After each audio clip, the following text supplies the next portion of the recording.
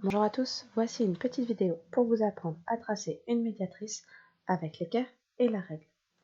Tout d'abord, il faut se souvenir qu'une médiatrice, c'est la droite qui passe au milieu d'un segment et qui lui est perpendiculaire.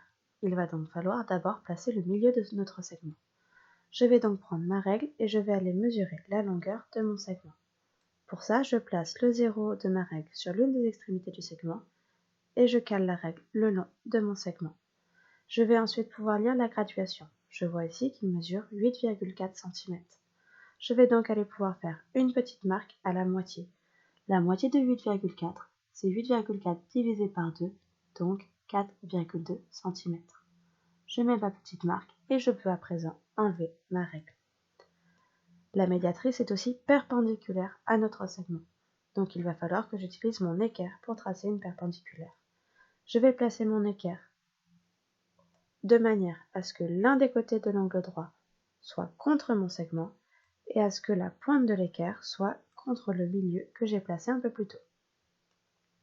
Une fois que mon équerre est bien placé, je vais aller pouvoir prendre mon stylo et tracer le long de l'équerre pour obtenir ma médiatrice.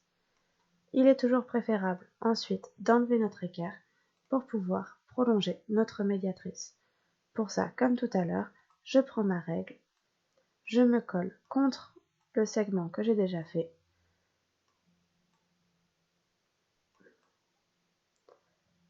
Une fois que c'est fait, je vais pouvoir prolonger ce segment pour obtenir ma droite.